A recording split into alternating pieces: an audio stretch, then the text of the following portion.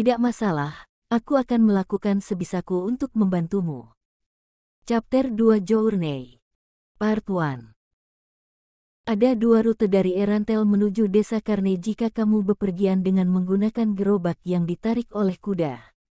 Setelah ke utara, teruslah ke kanan dan berjalan di tepian hutan. Atau ke timur lalu belok ke utara. Kali ini rute yang pertama adalah yang dipilih. Karena kemungkinan bertemu dengan monster-monster di sepanjang tepian hutan itu besar sekali, mengambil jalan ini adalah pilihan yang salah berdasarkan sudut pandang seorang bodyguard. Meskipun begitu, semuanya masih tetap memilih rute ini. Ini dilakukan karena Ainz ingin memenuhi janjinya kepada Peter dan berburu monster. Meskipun ada banyak kerugian daripada keuntungannya, mereka masih bisa memilih jalan ini tanpa khawatir karena Momon dan Nabel ada di sana. Ditambah lagi, Narberal telah menunjukkan kemampuannya merapal magic kelas 3 Lightning ketika mereka meninggalkan kota adalah faktor terbesar. Dan secara teknis mereka tidak masuk ke dalam hutan. Lebih tepatnya, mereka bepergian menelusuri perbatasan antara hutan dan dataran, jadi monster-monster yang mungkin akan ditemui tidak akan terlalu kuat. Dengan kemampuan kelompok, mereka seharusnya bisa mengatasinya. Ditambah lagi, dengan mengambil rute ini, bertemu monster akan membuat anggotanya bisa memperkirakan kekuatannya satu sama lain. Dengan poin ini, mereka memutuskan untuk memilih rute ini.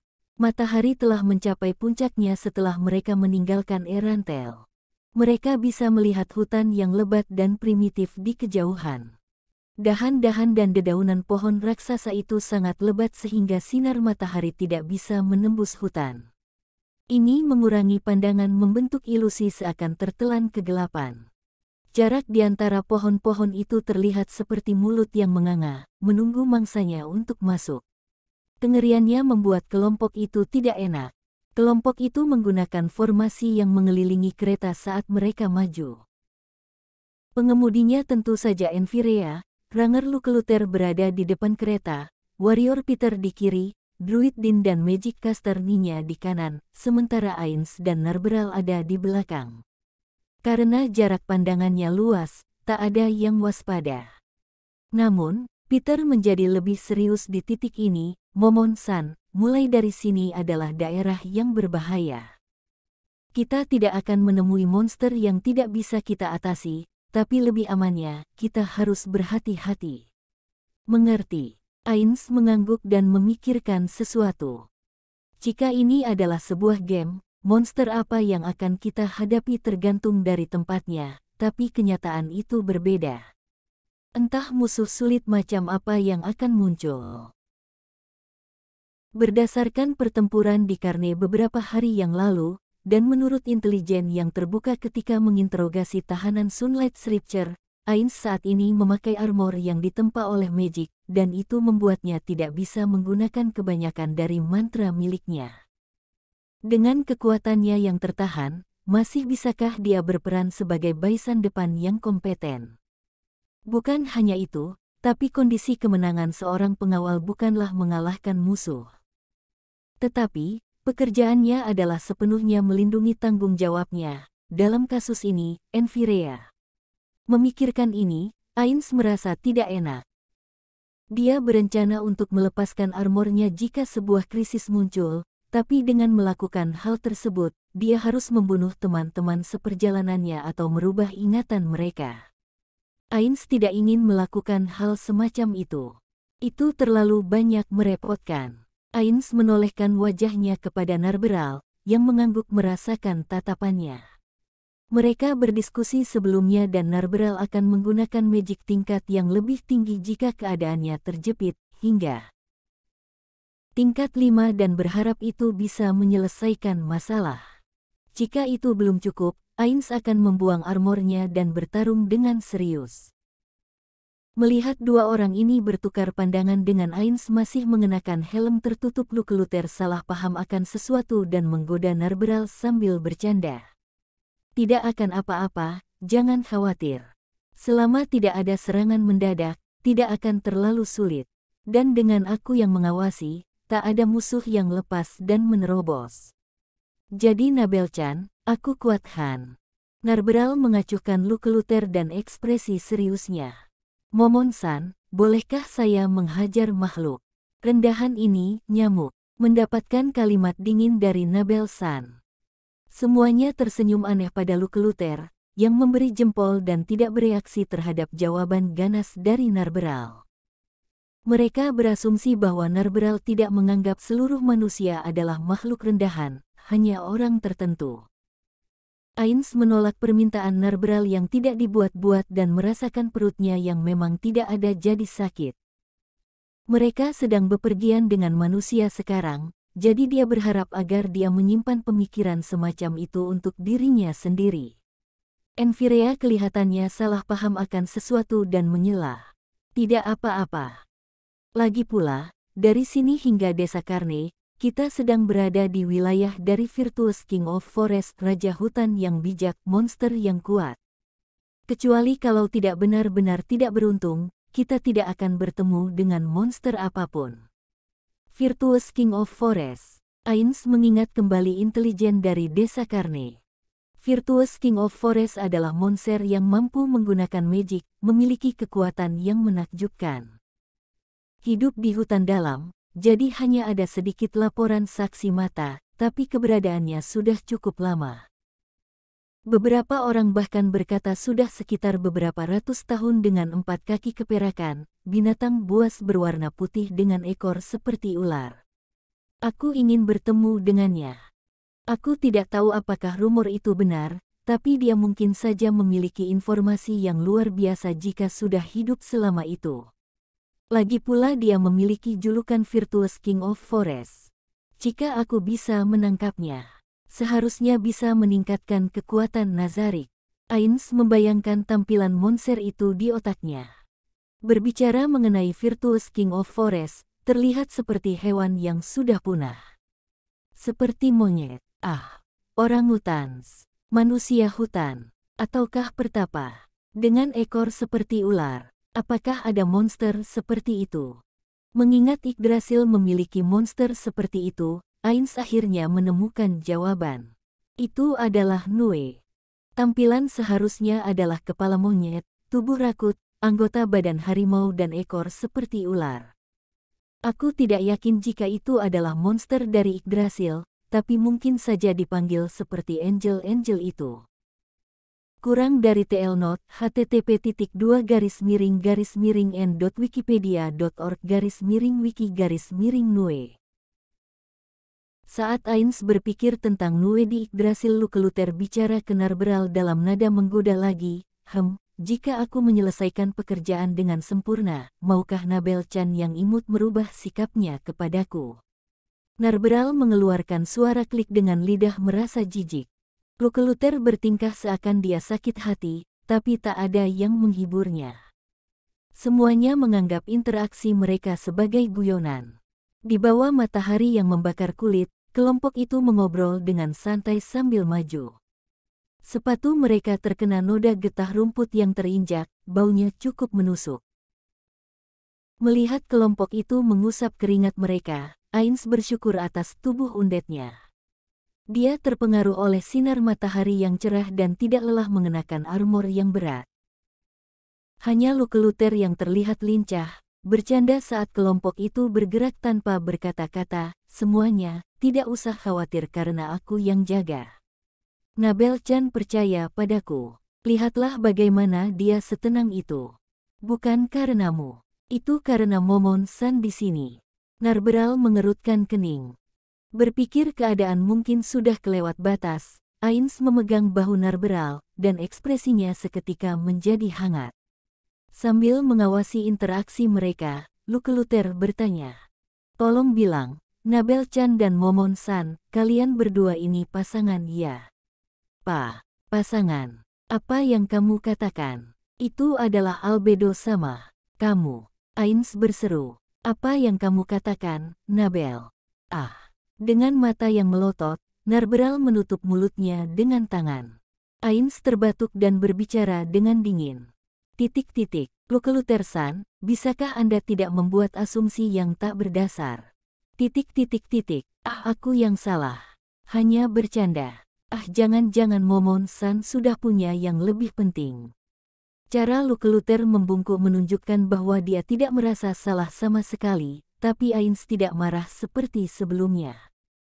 Membawa Narberal sebagai teman seperjalanannya adalah keputusan yang benar-benar bodoh. Meskipun berpikir bahwa dia memilih orang yang salah, Ainz benar-benar tidak mempunyai pilihan karena hanya dia yang bisa diandalkan. Hampir seluruh NPC yang dibuat di Ainz Oal Gaun adalah heteromorfik. Sedikit dari mereka yang bisa dibawa ke kota manusia. Narberal berpura-pura sebagai manusia, dan setidaknya dia memiliki rupa seperti salah satunya. Tapi Ainz lupa untuk mempertimbangkan sifatnya. Dari keadaan yang terlihat, mungkin Battle Might yang lain, Lupus Regina Beta, akan lebih cocok, tapi sudah terlambat untuk itu. Karena kesalahannya, wajah Narberal menjadi pucat, jadi Ainz dengan lembut dan menepuk punggungnya untuk menenangkan. Seorang pemimpin yang baik pasti bisa memaafkan kesalahan pertama dari bawahannya.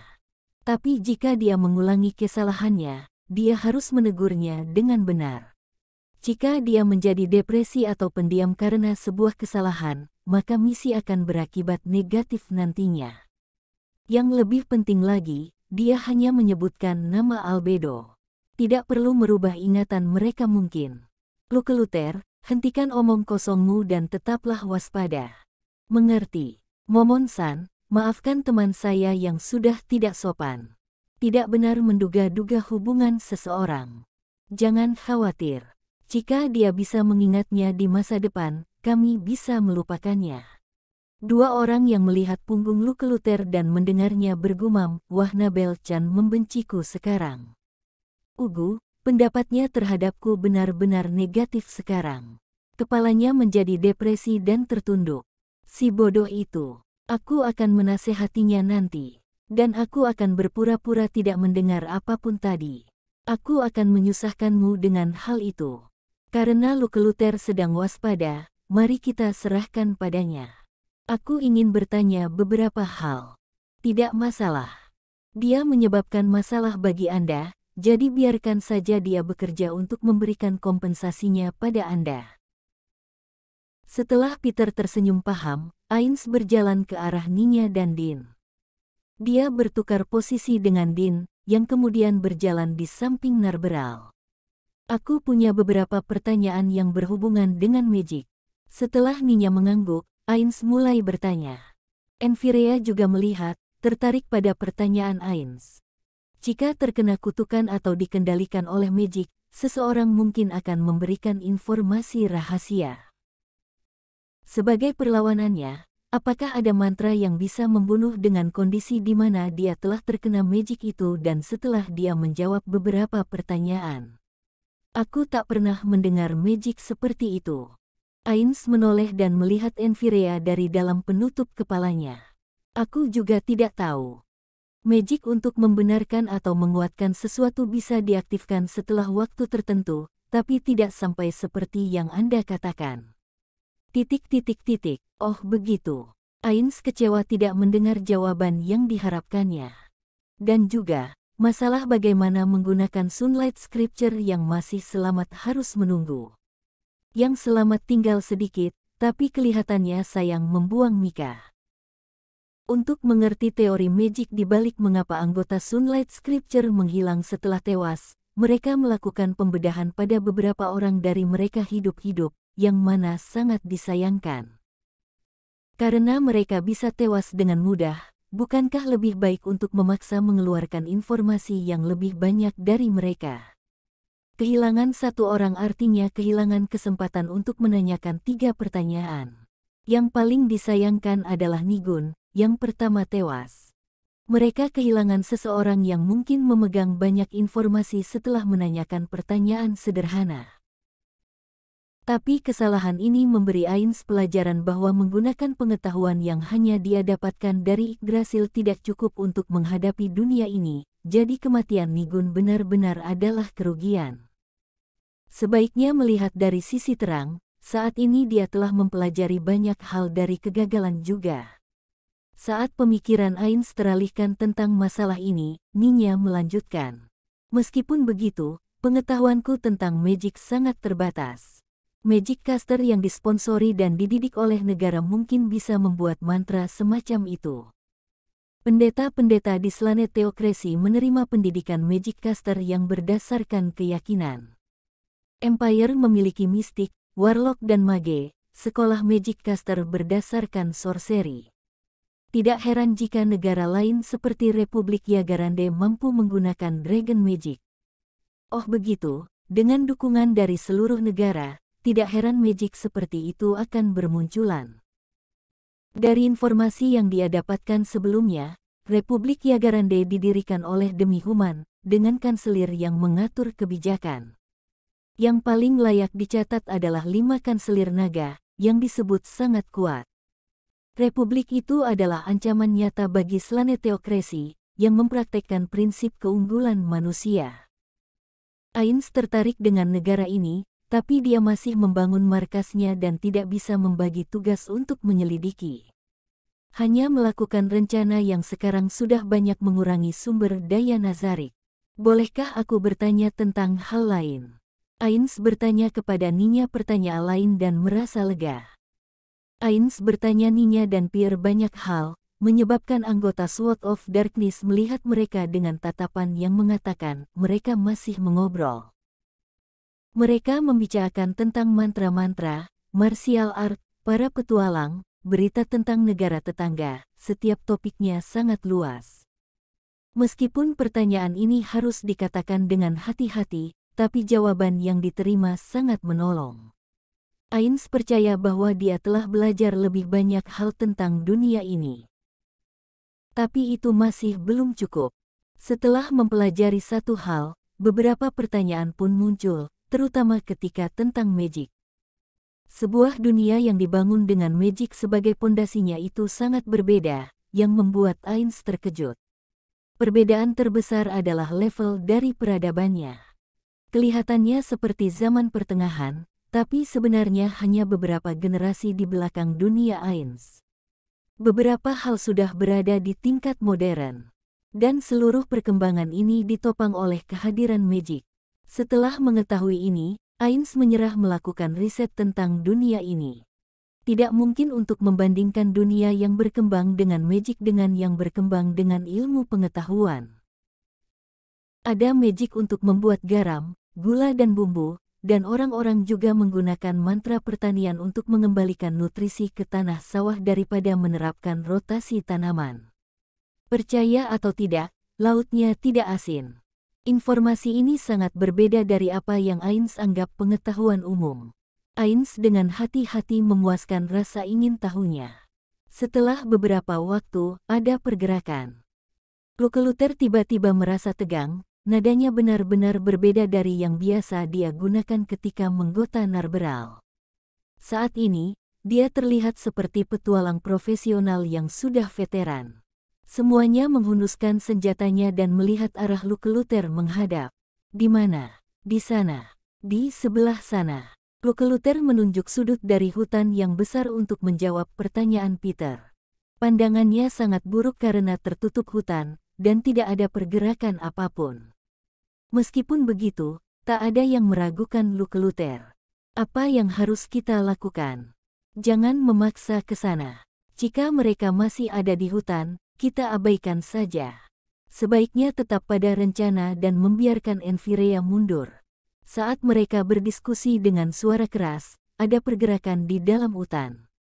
Monster-monster itu menampakkan diri. 15 makhluk setinggi anak-anak mengelilingi 6 makhluk raksasa. Yang pertama adalah Demi Human Goblin. Setiap wajahnya yang tidak biasa memiliki hidung rata, dan 2 taring keluar dari setiap mulut yang lebar. Kulit mereka coklat gelap, dan rambut hitam mereka acak-acakan terlihat kaku oleh waks rambut. Pakaian mereka lusuh dan terlihat seperti terbakar berwarna coklat entah karena kotoran atau memang diwarnai seperti itu. Mereka memakai kulit binatang yang dijemur matahari di luar armornya. Mereka memegang pentungan di satu tangan, perisai kecil di tangan lain. Peranakan campuran antara monyet dan manusia, monster dengan cenderung jahat. Yang raksasa sekitar 250.300 cm. Mereka terlihat lebih bodoh dengan rahang yang menonjol tajam keluar. Otot yang besar di lengan mereka setebal pohon, dan otot itu hampir mencapai tanah karena punggung raksasa itu bungkuk. Setiap raksasa itu memegang gelondongan kayu pohon dengan cabang-cabang yang sudah dipotong dan mereka hanya mengenakan kulit binatang yang dijemur di pinggang. Mereka sangat bau meskipun dari kejauhan. Kulit mereka, penuh kutil, warnanya seperti terbakar coklat. Dada mereka yang tebal dan otot perutnya terlihat tangguh. Mereka kelihatannya sangat kuat, seperti gorila yang dicukur monster demi human yang diketahui sebagai ogre. Hampir semua monster memiliki tas lusuh, yang kelihatannya sudah digunakan untuk perjalanan yang lama. Monster-monster itu melihat ke arah kelompok yang sedang berjalan di dataran. Meskipun masih ada jarak, sifat bermusuhan mereka terpancar dari wajah mereka yang jelek. Jumlah mereka agak banyak. Kelihatannya pertempuran sudah tidak bisa dihindarkan. Ya, kamu benar. Goblin dan ogre akan menyerang ketika mereka melihat kelompok yang lebih kecil. Atau, lebih tepatnya, kecerdasan mereka mengatakan untuk mengukur kekuatan tempur dengan membandingkan jumlah, yang mana sedikit merepotkan.